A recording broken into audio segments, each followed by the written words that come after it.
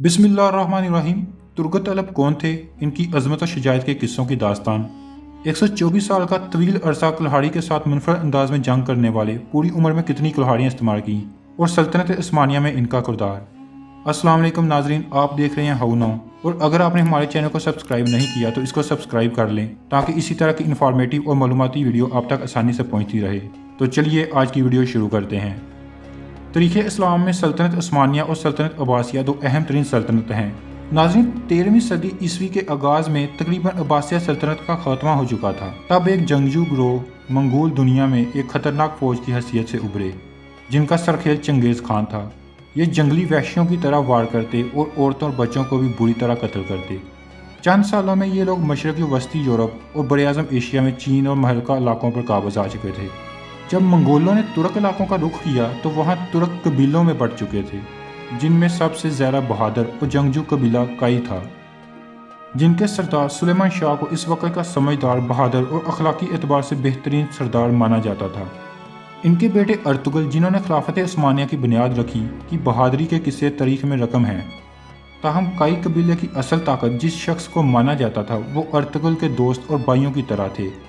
मुहक्किकीन ने इसका नाम तुर्गत गाजी के तौर पर दर्ज किया है। उर्दू कुतब में इनको नोरगुल के नाम से भी जाना जाता है।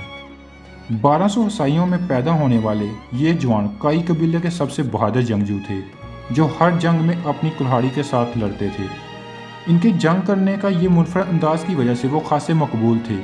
उस दौर में अपनी पूरी ज़िंदगी में इन्होंने 7 कुल्हाड़ियाँ इस्तेमाल की, जो आज भी गाजियों की निशानी के तौर पर तुर्की के म्यूज़ियम में पड़ी हैं और हज़ारों लोग इसको देखने आते हैं। तुर्गत गाजी को कुल्हाड़ी चलाने वाला माहिर जंगजू जाना जाता था। आपको ये जानकर हैरानी होगी कि तुर्गत गाजी के इस हथियार को कदीम जंगों के हथियारों में पहला नंबर दिया जाता है।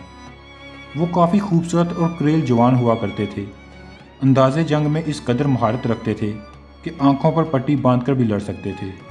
मुहक्किकीन फरमाते हैं कि वो एक वक्त में 20 आदमियों पर भारी होते थे।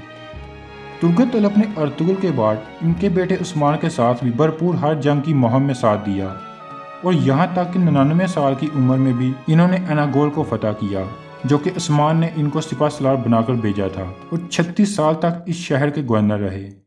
जंगजू बहादुर इस जवान ने एक सदी तक इस्लाम का परचम लहराने में अहम किरदार अदा किया। इस मर्द मुजाहिद ने मैदान कारदान में इस कदर मिसालें कायम की हैं कि जिन्हें सुनकर हर मुसलमान में जिहाद का जज्बा उभर जाता है। वो इसका दिल भी चाहता है कि वो इनके नक्शे कदम पर चलकर अपने दीन की हिफाजत करे। नाज़रीन, ड्रेरस अर्तुगल ड्रामे में भी इनका किरदार बहुत पसंद किया जा रहा है, क्योंकि इस किरदार को बखूबी निभाया गया है। दुआ है कि मुस्लिम उम्मा को इस तरह के सबूत मिलते रहें और इस्लाम का नाम रोशन रहे। और अगर आपने हमारे चैनल को सब्सक्राइब नहीं किया तो हाउ नाउ को सब्सक्राइब करके हमारे मेंबर बन जाएं। व आखिर दावाना अल्हम्दुलिल्लाहि रब्बिल आलमीन।